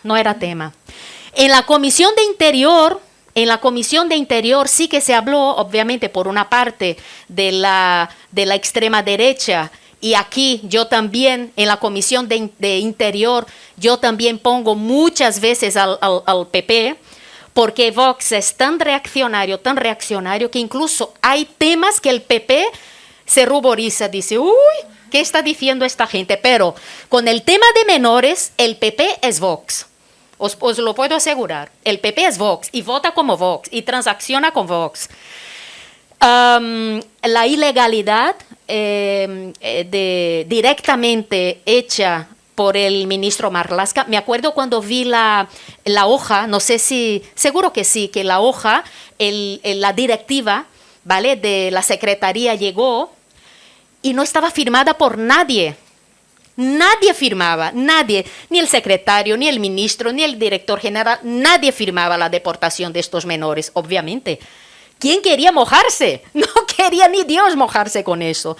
Tanto es que ya sabéis cómo ha acabado esto, ¿no? Y ojo, concomitantemente, no, una semana antes, que había hecho el Ministerio de Interior, había parado el decreto ley de regularización de menores, de personas extuteladas, en el Consejo de Ministros, el día 24 de agosto. No sabíamos el motivo, aparte de Europa Fortaleza y todo lo que queráis. Pero una semana después nos hemos enterado realmente del verdadero motivo de parar este decreto que ya está aprobado. Pues echar a estas 800 o más personas menores de edad y deportarlas. Y el último tema, ultimísimo, os prometo, que me gustaría tocar, es que son tantos, he escogido unos cuantos, son muchos, pero hay unos que, ¿sabes? El último, de hecho, hablé la semana pasada, porque también me tocó mucho la moral. Seguro que os acordáis, no es un tema de Canarias, es un tema también de fronteras, de sur global, Melilla. Los niños y las niñas no escolarizados de Melilla, niños nacidos ahí, de familias nacidas en Marruecos y que llevan años y años y años sin escolarización. Es más, que no empadronizan a estas personas no se pueden empadronar. Entonces, después de muchos años de lucha, Prodeín, José Palazón, los abogados extranjeristas, también la plataforma de infancia, las activistas locales, la red también de acogida digna y tal, y algunas que desde ahí del Congreso pues hemos estado, y aquí también levanto una banderita para el compañero Johnny Iñárritu de Bildu, que los dos ahí éramos los dos locos que no parábamos de hablar de estos niños y de estas niñas. Por fin, en esta escolarización, en este inicio de curso, el Ministerio de Educación, pues por fin pues viabilizó la escolarización de estos niños y estas niñas. Pero es muy triste que haya un pero sí que hay un pero. Y esto también se tiene que denunciar. Pero, ¿qué está pasando? Da por un lado y quitar por el otro, ¿no? Hay un proceso paralelo que se divide en tres fases. La primera fase es que no hay padrón, no les empadronan a las familias, no las empadronan. ¿Qué hace? Las familias tienen que pasar por bienestar social. Es muy grave lo que está pasando, es muy grave esto. Las familias que quieren escolarizar a sus hijos y que están contentísimas porque por fin el Ministerio de Educación les ha dicho que sí, pasan por Bienestar Social, sede de Bienestar Social en Melilla. Bienestar Social envían envían a un asistente social para comprobar que el lugar que dijo la persona es realmente donde vive. Vale. Segundo, la policía pide a Bienestar Social los datos, pero eso es el día siguiente, o el mismo día. Pide a Bienestar Social el lugar, los datos de estas familias que han ido a escolarizar sus hijos, que han dado los datos para ir a escolarizar sus hijos. Y envían cartas, intimaciones a estas familias para que se presenten en comisaría. Y la tercera cosa es que estas familias que intentan escolarizar a sus hijos y que muy buenamente dan sus direcciones a la administración, reciben incoaciones de expedientes de expulsión por estar aquí de forma irregular. Hay 8 casos ya documentados que los abogados, las abogadas de extranjería están denunciando y han empezado también a mover jurídicamente el tema, y también Prodein. Esto se tiene que denunciar y desde el Congreso también lo estamos haciendo. Podría decir muchas más cosas que se están haciendo en el Congreso. Acabo diciendo que, bajo mi punto de vista, claro, yo no he estado diputada con otro gobierno. Yo he estado diputada pues con este ministro de Interior, que no ha cambiado y que ha sido siempre Fernando Grande Marlaska, el señor Rafael de secretario de Seguridad. Pero la experiencia que tengo anterior a estar diputada como activista social en las calles es que este gobierno en materia de migraciones no es nada transparente, es cero transparente. Incluso en la época de Zoido, en la época de Fernández, en la época de Tarajal, en la época del PP, en la época más terrible del PP, yo notaba que cuando apretábamos al gobierno, cuando el legislativo apretaba, las calles apretábamos al gobierno, había una cierta transparencia. Incluso en materia de deportación, que aquí incluso los acuerdos comerciales, bueno, la oscuridad que hay ahí dentro de los acuerdos, de deportación es bárbaro. Pues este ministerio, este gobierno en materia de migraciones responde realmente a la óptica de la barbarie. Y lo digo con todas las palabras, lo siento mucho. Es que parece que estamos viviendo un gobierno de Vox, y tengo aquí a la compañera Laura, que sabe que yo soy muy cuidadosa para decir que alguien es fascista. No estoy diciendo que el ministro de Interior sea fascista. Lo que estoy diciendo es que las dinámicas y la política aplicada en el Ministerio de Interior y la casi cero transparencia que hay ahora mismo, afirmo, es una política absolutamente reaccionaria. Es una política que podría estar haciendo perfectamente Vox, y una política que podría estar haciendo perfectamente un posible y desgraciadamente no haya futuro gobierno del PP con Vox. Por lo tanto, gente de izquierdas, del Congreso de los Diputados, o gente de centro que crea en la defensa y en la garantía de los derechos humanos, nos tenemos que unir ahí, o se va todo al carajo. Muchas gracias. Gracias.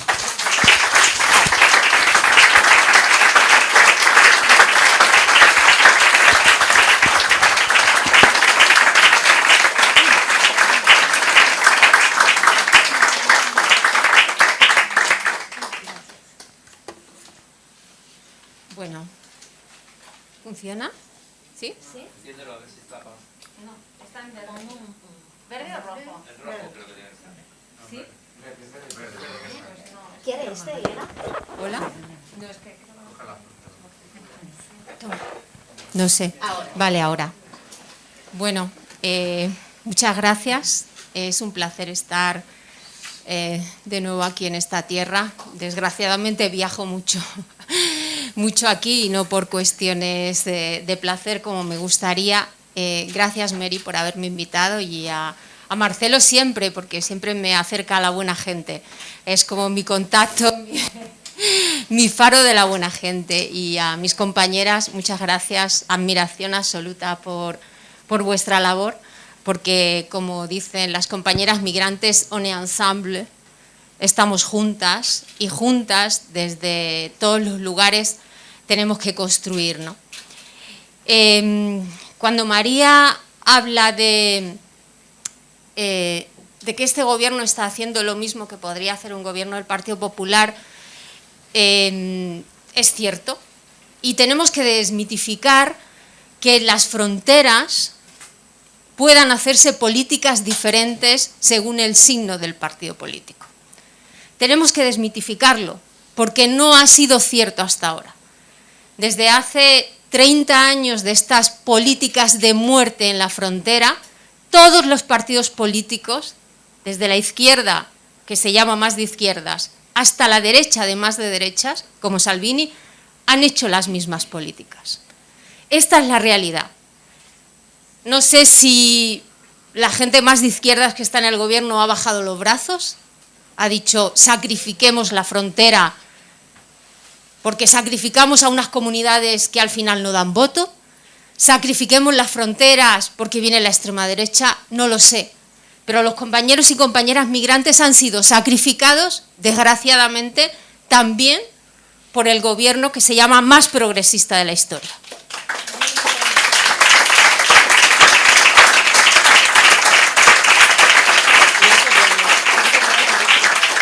Sí, y como dice María, lo digo con todo el dolor de mi alma. La verdad, cuesta decirlo, pero hay que decirlo, porque tenemos que ganar el relato. Lo decía el compañero hoy, y ese relato hay que construirlo de otra manera. Porque el relato está aquí, porque las compañeras están aquí, porque los compañeros están allí, están contando sus historias, tenemos el relato. ¿Qué es lo que nos pasa? Las gramáticas que vienen en ese discurso son otras y tenemos que traer, estamos hablando del sur global, de esos saberes, de esos aprendizajes, de donde está Canarias, ¿no? de ese punto de encuentro de distintas formas de construir el pensamiento, y el pensamiento se construye dejando paso a esos otros discursos. Claro que hay espacio para que esos otros discursos estén presentes. Claro que lo hay, pero tenemos que ser valientes para poder dar ese espacio. Creo que el relato también se gana trabajando, ¿no? No es cuestión, a veces nos asustamos y decimos, madre mía, ¿eso qué quiere decir? ¿Que vamos a tener que estar como están estos en los medios, manipular? No, el relato se gana trabajando, pero ese trabajo y esa gente tiene que estar ahí, ¿no? Tenemos que construir, porque ahora mismo lo que tenemos en las fronteras es un discurso de guerra. ¿Y por qué es un discurso de guerra? Si veis el lenguaje, ¿no? El lenguaje es militar, siempre ha sido militar. La invasión, quién es el enemigo, cómo se dibuja el enemigo, qué características tiene, es un relato militar. Efectivamente es así. ¿Por qué hay una guerra en las fronteras? Claro que hay una guerra en las fronteras. Por eso hay que señalar a los victimarios, como decía María. El violador eres tú eres el asesino. Y es así, porque el asesino es Airbus, Thales, Finmecánica, Safran, son todas las empresas de venta de armamento que han invertido en el control migratorio, que han destruido la democracia en Ceuta y Melilla, porque lo que está contando María de esas expulsiones es la destrucción de la democracia, y que también van a destruir la democracia en Canarias si no somos valientes y somos fuertes para plantarles cara.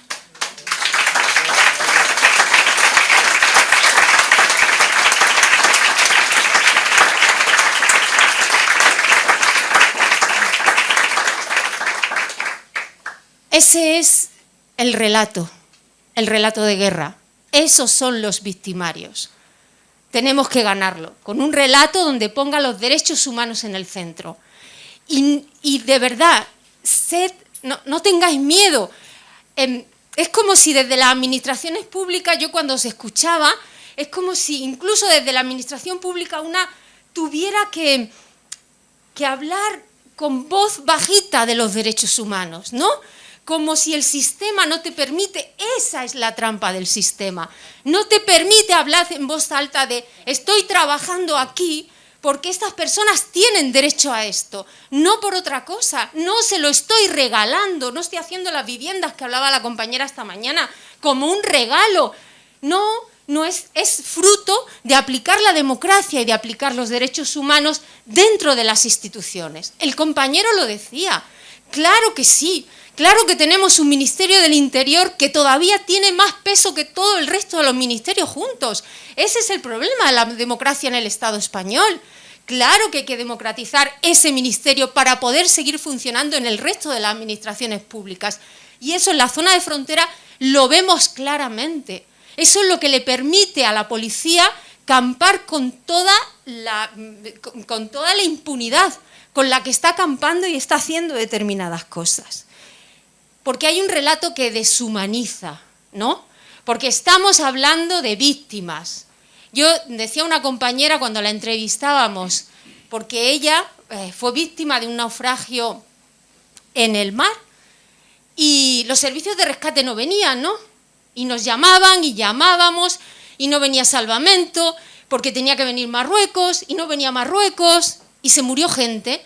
Y ella al final fue rescatada. Y cuando fue rescatada llegó nuestro maravilloso sistema y le hizo un montón de entrevistas para ver si era víctima de trata y cuántas veces la habían violado y no sé qué, no sé cuánto. Y la muchacha decía, ahora me queréis salvar. Cuando estaba en el mar no me queréis salvar. Y ahora que estoy aquí me queréis salvar. ¿Quiénes son las víctimas, no? Cuando hablamos de víctimas. Las víctimas las pone el sistema porque les interesa. Porque hay algo que sí es una diferencia de los distintos gobiernos, que son las políticas de la compasión. Las políticas de la compasión, que son más de la socialdemocracia, nos rellenan ese espacio de las políticas de la criminalización para decirnos, no, nosotros hacemos las cosas de otra manera, porque aplicamos la compasión. Mire usted, es que, como decía esta compañera, yo quería que me salvaran cuando yo quería, no ahora, cuando ustedes quieren, para limpiar su cara, ¿no? Eso es un ejemplo muy claro que las compañeras de los colectivos de putas lo dicen claramente, ¿no? Cómo la trata con fines de explotación sexual, ese discurso de salvación de las mujeres ha servido para limpiar la imagen de la UCRIF, de la Policía de Control de Fronteras, que se ha podido dedicar a seguir persiguiendo a las compañeras que estaban en situación irregular. Ha sido terrible. Entonces, no queremos tampoco esas políticas de la compasión.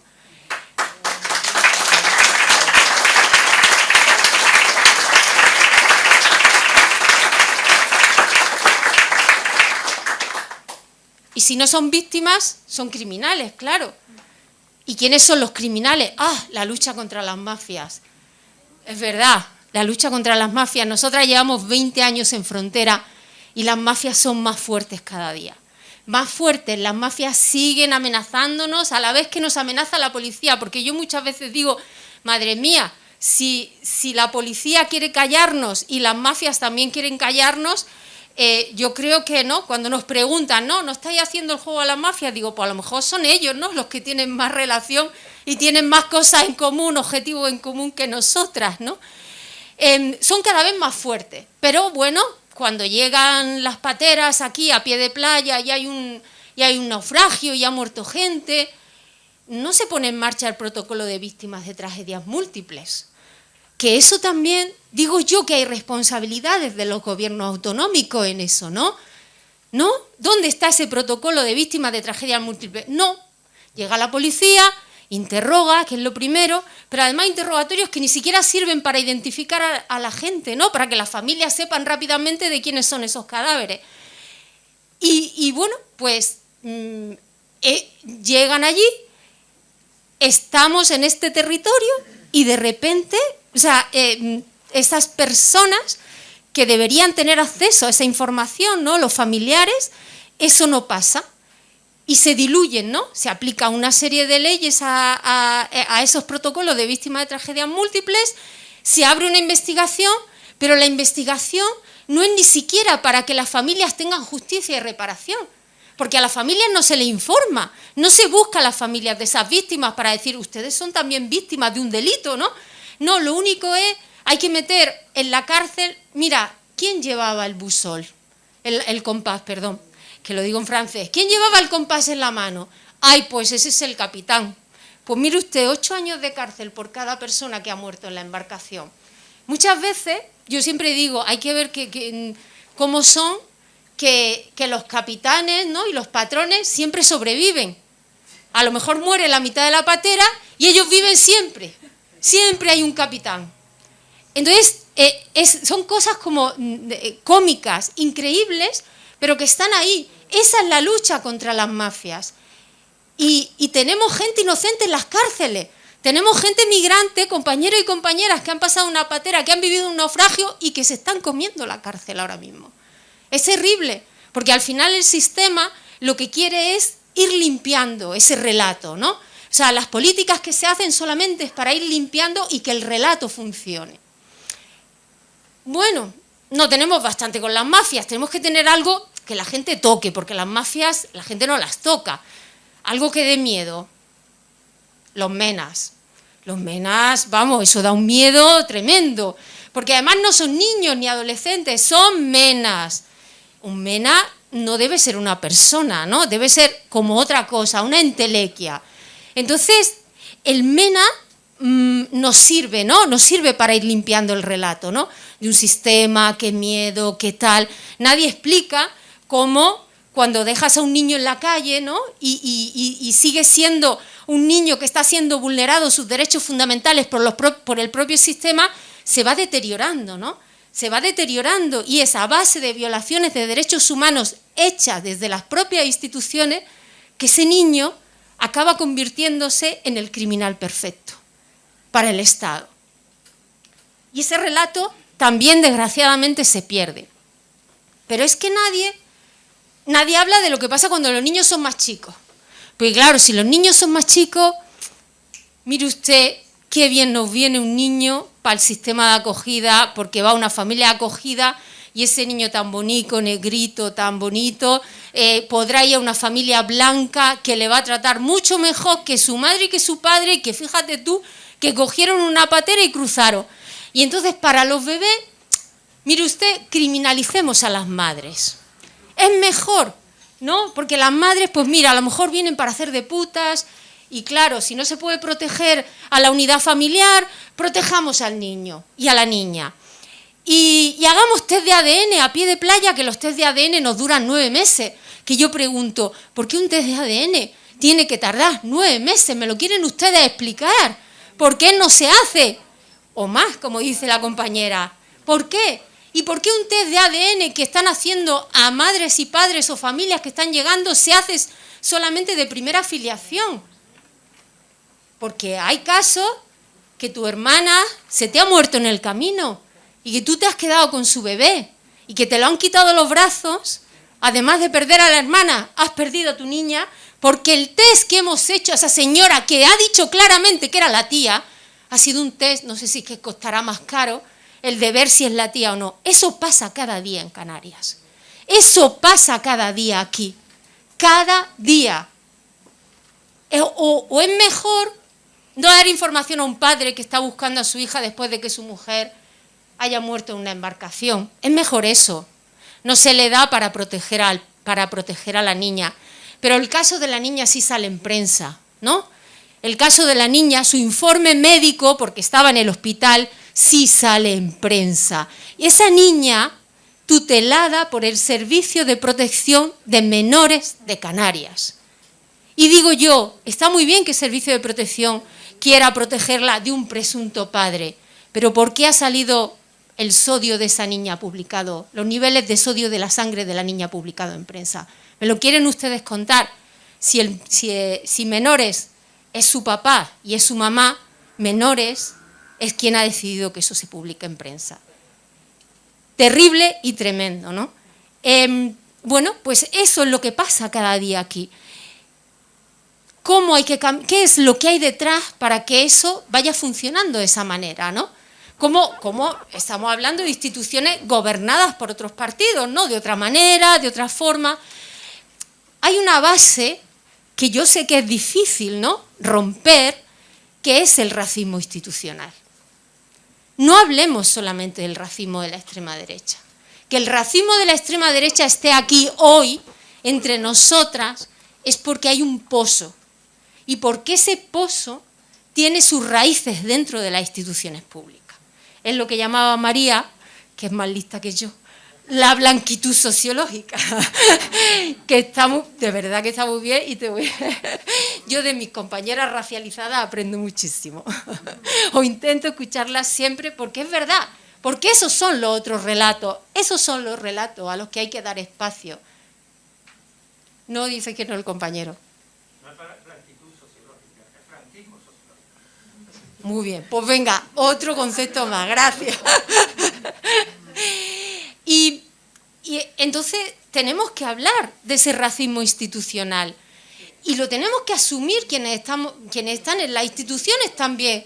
Decir, mi piel blanca supone un instrumento de poder. Cuando yo soy trabajadora social y estoy abordando un caso, tengo un poder sobre la persona con la que estoy trabajando. Y los protocolos de los centros no tienen que basarse, como decía la compañera, solamente en bajar los precios, sino dígame usted, ONG, organización o entidad, cuáles son los protocolos que va a aplicar usted de atención a estas personas y cómo de manera transversal está el feminismo, está el antirracismo y están otras cosas dentro de esos protocolos. Y si no, no le doy un duro. Es así. Pero esto no pasa, ¿no? ¿Esto tiene soluciones? Claro que tiene solución. Se pueden hacer las cosas de otra manera.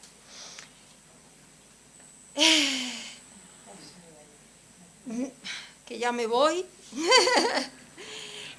Cuando hablábamos, bueno, hablando de ese relato y de ese hacer las cosas de otra manera, hay que capitalizar también. No estamos capitalizando la experiencia. Pensamos que el conocimiento viene solo, ¿no?, de las instituciones, no ese pensamiento que es como muy machirulo de la cabeza, que decía Kant que era muy machirulo el señor, ¿no? Nos atraviesa el cuerpo el saber. Cuando tienes la experiencia, eso lo conviertes en pensamiento político. Capitalicemos ese pensamiento. Las historias que decía la compañera, y nos decía Soda también, ¿no? Todo ese conocimiento podemos capitalizarlo y llevarlo también a la acción de las instituciones, porque esas historias se pueden convertir en pensamiento, ¿no? Y eso en acción política. Yo estoy segurísima. Hemos hablado de la infancia, un poco de las mujeres con el tema de la trata y con el tema de las violencias que enfrentan, afrontan y que llegan con esas violencias aquí. Y yo quería hablar también de la lucha de las familias, ¿no? Lo han dicho las compañeras, ¿qué pasa, no? De los derechos de las personas muertas y desaparecidas, porque tienen derechos a ser buscadas las desaparecidas. Las muertas tienen derecho a ser enterradas, y a ser enterradas además con su nombre, con su identidad, pero también a ser enterradas con las ceremonias de sus creencias con las que vivieron.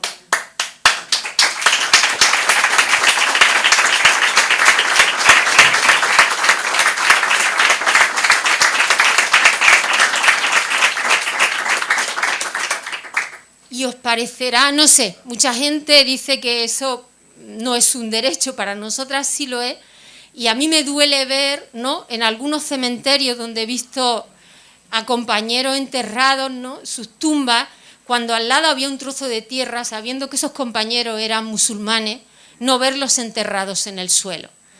Eso también se puede hacer, eso no hace falta al Ministerio del Interior que intervenga, ¿no? Eso se puede hacer desde la municipalidad, por ejemplo. Hay muchas cosas que pueden llevarnos hacia otro relato de acción política desde un gobierno municipal, desde un gobierno autonómico que puede dar el contrapeso, ¿no?, a ese poder que hablábamos, que está siempre presente del Ministerio del Interior en las zonas de frontera. La semana pasada, bueno, esta semana, ya me lío con, no, Lucas, estamos trabajando tanto que nos liamos con... dos familiares vinieron aquí buscando a su primo, a su cuñado. Hay muchas familias que están llegando aquí. Hay muchas familias que están en las calles de Las Palmas buscando a su gente. Familias que no tienen dónde ir, que no conocen, que necesitan ser acompañadas y que necesitan que desde las instituciones se les dé una respuesta. No tenemos una oficina donde van, una oficina donde acumule todo, pero sí que tenemos que hacer un esfuerzo. Desde lo local también se puede hacer un esfuerzo con esas familias, buscarle un sitio donde se queden, buscarle un traductor, por ejemplo, ¿no?, que les pueda acompañar, un trabajador o una trabajadora social. Se le pueden dar soluciones. Estas dos personas han sido acompañadas por la Delegación de Migraciones de la Iglesia Católica, con la que nosotras colaboramos mucho, y han necesitado un abogado porque nadie les daba respuesta, pero han encontrado a sus 3 familiares, desgraciadamente todos muertos. Pero ya tenían respuesta. Por lo menos ya tenían respuesta, se podían sentar, se podían poner a llorar, que es importante, el derecho a un familiar a hacer el duelo, a sentarse y llorar a quien ha perdido. Entonces, también desde ahí se pueden hacer esfuerzos, se puede hacer un contrapeso, se puede decir, no, aquí no os vamos a dejar que hagáis las cosas como vosotros queréis hacerlas. Aquí vamos a acoger también a las familias y las vamos a acompañar. Ahí hay también ejemplos de lucha, ¿no? Y yo creo que de ahí viene la resistencia. Nosotras, decía la compañera, es verdad, ¿quién cuenta los datos y cómo cuentas los datos?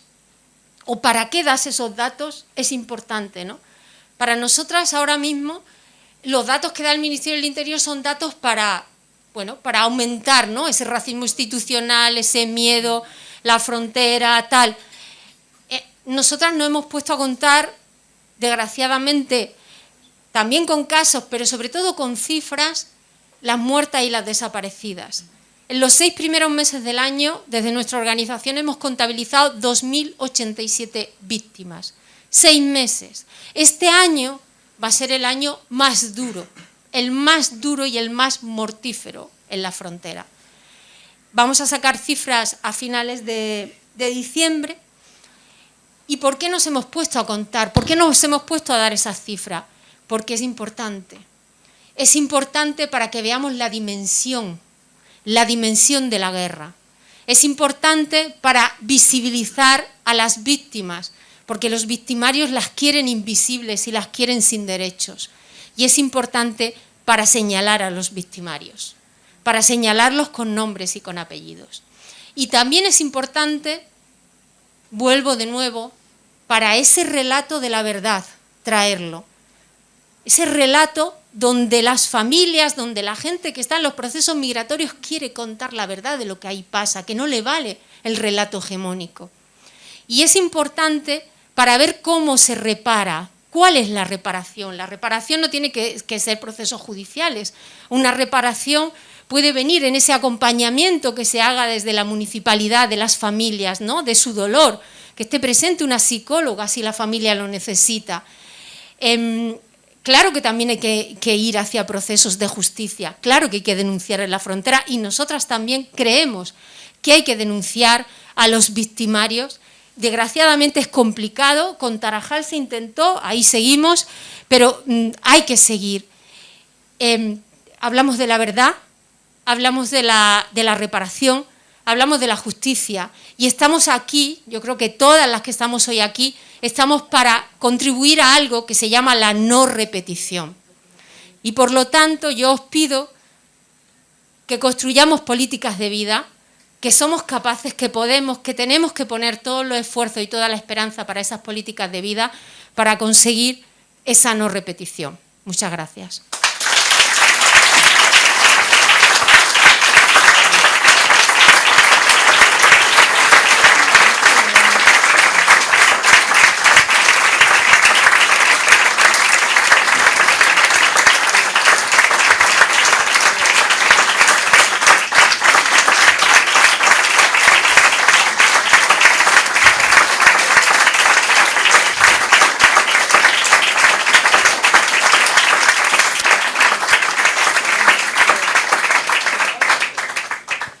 Fantástica mesa, sin duda.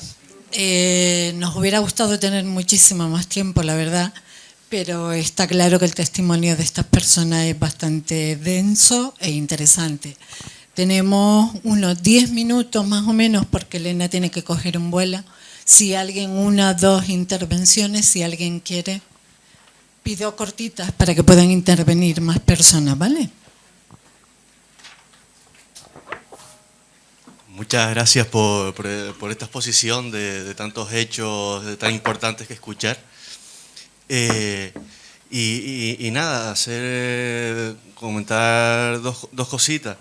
En cuanto a lo que comentaba Soda, lo increíble de esta sociedad esquizofrénica en la que vivimos, en la que, como tú decías, se extraen los recursos naturales y después se trata de esa manera inversa tan mal a las personas, cuando lo humano siempre va a valer más que lo material, e incluso más aún, cómo se construye de manera inversa este capitalismo colonialista la identidad del otro, como incluso se les quita de la historia, como si en África no existiera historia, como si no hubiera civilizaciones, como si no pudiéramos hablar del imperio de Songhai, del reino de Aksum, o incluso quitándole los éxitos como la constitución de Kurukanfuga del imperio de Mali, con unos artículos tan desarrollados para su tiempo, hace tantos siglos. Y también increíble esa labor de recuperar las vivencias, no, porque el ser humano tiende mucho a ser binario, ¿no? O bueno o malo. Y la verdad que eso nos permite ver toda esa diversidad. Y para no caer tampoco, como se ha caído mucho en Francia, por ejemplo, el multiculturalismo, sino intentar que haya una integración, ¿no? Ser interculturales. Y entonces, en ese sentido, quería hacerles unas preguntas, ya aprovechando este tremendo elenco que hay, de bueno, tanto compatriotas como conocidos, cómo han sido sus vivencias, ¿no? Porque no somos conscientes que incluso también ustedes viven una fuga de cerebro, como nosotros hemos vivido, y también de vivencia a nivel etnobotánica, ¿no? Para no pensar en su desarrollo, porque cada cultura se desarrolla de una manera, tiene su propio capital social, ¿no? Entonces, para preguntar qué tal las vivencias y también qué sueños, qué aspiraciones también hay. Gracias.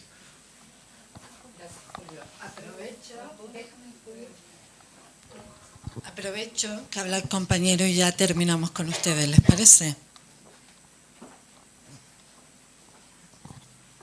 Sí, dos preguntas muy rápidas. Una va para Elena, en principio, ¿no? Yo recojo el guante, bueno, dentro de la complejidad que tiene todo y dentro de las capacidades que tenemos, pero sí que se pediría desde un gobierno autonómico más allá del discurso, ¿no? Entre comillas, si tienes tú algún tipo de planteamiento que se pueda hacer o que se pueda articular. Y uno importante para Luz, sobre sensibilización en el espacio público. Al hilo de un ejemplo concreto, nosotros desde el gobierno cogimos una patera y la metimos en el centro de la ciudad, junto con una exposición fotográfica. Y hubo críticas minoritarias, pero sí desde algunos lugares, en las que se nos decía que eso no era propio de un gobierno y nos decía menos pateras, más derechos. Incluso vandalizaron la propia patera en los pueblos donde nosotros la hemos ido circulando, etcétera, ¿no? ¿Cuál piensas que puede ser la relación, digamos, adecuada entre un gobierno, una institución y esa sensibilización, sin herir tampoco, si es que existe esa frontera, ¿no?, los planteamientos de nadie, ¿no?, y sin apropiarse de la voz de nadie? Hay una cosa, me decía Mary, igual de hacer una foto todos juntos antes de... Sí, haremos una foto en grupo antes de irnos, ¿de acuerdo? Malena. Para responder a la pregunta del señor, como yo estoy aquí 2 años, 5 meses, no habla muy bien español. Quiere te responder en francés, después podré traducir. L'Afrique, ça fait des milliers d'années qu'il subit cette souffrance dans sa chair, parce que depuis longtemps, on a effacé l'histoire de l'Afrique, comme tu viens de le dire. Et ça continue jusqu'à présent. Dans les médias, ce qu'on montre de l'Afrique, c'est la misère. On croit que nous n'avons pas une culture, alors que nous en avons un. La Déclaration universelle des droits de l'homme qu'on nous dit, de 1789, en Afrique, il y avait une déclaration des droits de l'homme en 1800. Donc bien avant la déclaration, 13 années avant la Déclaration universelle des droits de l'homme de la France. Donc nous en avons une histoire, nous en avons une culture.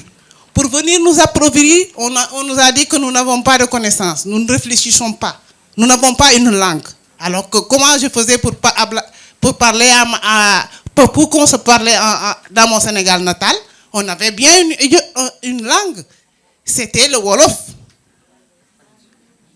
Bien avant, ce qu'on a, pour moi, quand on fête le droit des femmes, en 1820, au Sénégal, il y avait un ensemble de mujeres qui s'étaient immolées dans une case pour défendre leurs droits, pour ne pas être esclavagisées. Donc, bien avant la déclaration, le droit des femmes en Europe, en Afrique, au Sénégal, plus particulièrement, parce que c'est là où je vis, c'est la ville que je connais, c'est la région africaine que je connais le mieux, nous en avons un droit. Il y avait des femmes qui s'étaient immolées pour ne pas être esclavagisées. Je la laisse un peu traduire. Bueno, las poblaciones africanas han sido sometidas al olvido y todas sus historias previas a la colonización europea han sido olvidadas y negligidas por los poderes coloniales. Entonces llega la Declaración de los Derechos Humanos con posterioridad a la Segunda Guerra Mundial en 1949 y desde esta visión tan eurocéntrica ejerce una labor de desprestigio frente a los conocimientos, la cultura, la lengua de las sociedades africanas. Se considera que están desprovistas de todas estas características. Por ejemplo, Senegal, que es el lugar de donde ella procede y donde tiene más conocimientos, ellas tienen una lengua propia, la lengua Wolof, que no ha sido tenida en cuenta por los colonizadores. Y ella pone el ejemplo de la historia del reino Songhai, donde grupos de mujeres llegaron a inmolarse para no tener que ser esclavizadas.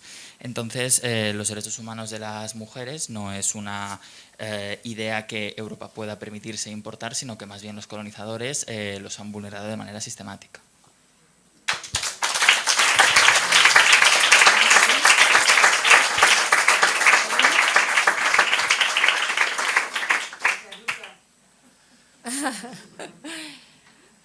Bueno, esto, Edu, es para una reunión, ¿eh? lo pienso. Pero bueno, por dar dos pinceladas que están ahí. Una es qué se hace con menores. Creo que la suerte que tienen los gobiernos autonómicos, ¿no? La suerte y el ¿cómo se dice? Ahora no sé. Desafío es que tienen menores. Entonces, a partir de ahí se puede demostrar que se pueden hacer otras políticas diferentes. Se puede demostrar que se puede hacer casos individualizados, se puede demostrar que se pueden hacer reagrupaciones familiares con todas las garantías lo más rápidamente posible, que los test de ADN no tarden 9 meses. Yo creo que ahí hay una labor que se puede hacer para convertirse un poco para decir, se pueden hacer buenas prácticas, y aquí están. Y por otro lado, el trabajo con las familias. O sea, las familias no pensemos tampoco que son... Hay muchas familias en el Estado español. Las familias que venían el otro día a reconocer a sus familiares venían de Murcia, de Águilas. En Cataluña hay un montón de familias. En todos los territorios hay gente, familias incluso de origen español, porque se han casado, porque son sus cuñados, son sus sobrinos. Recibirlas en las instituciones públicas, escucharlas, acompañarlas también, porque luego van a volver a Águilas a hacer su duelo y también a comprender, a lo mejor, bueno, pues ese acompañamiento. O sea, hay cosas que se pueden hacer en muchos ámbitos, pero a mí 2 ámbitos que los veo como muy claros y muy posibles es la reparación a las familias y los servicios de protección de la infancia.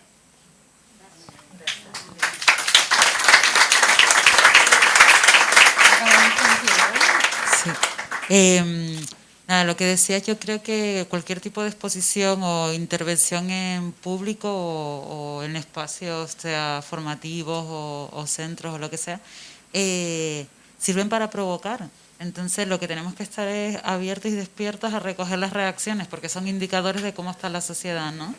Entonces si hay una molestia, lo mejor es plantearnos qué papel estamos haciendo como institución, porque aunque hayan personas válidas dentro de las instituciones, la política es la que es y nos puede generar ahí rechazo y ¿no? Yo me pregunto un montón de veces con el tema del campamento y de las personas, ¿por qué los municipios, y era algo que decía Elena también, no hay programas que hagan cosas, o sea, desde lo pequeño, desde lo más local, ¿no?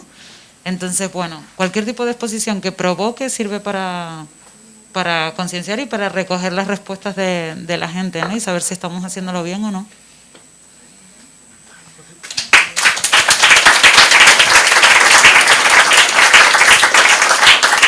Bueno, muchísimas gracias, de verdad, ha sido enriquecedor, de verdad que ojalá podamos dedicar más tiempo al tema y al debate. Nos vamos a hacer una foto fuera de grupo como recuerdo de la asociación y esta jornada, y por favor no se vayan muy lejos, a las 3:30 empezamos una también muy interesante. Vale, gracias a todas.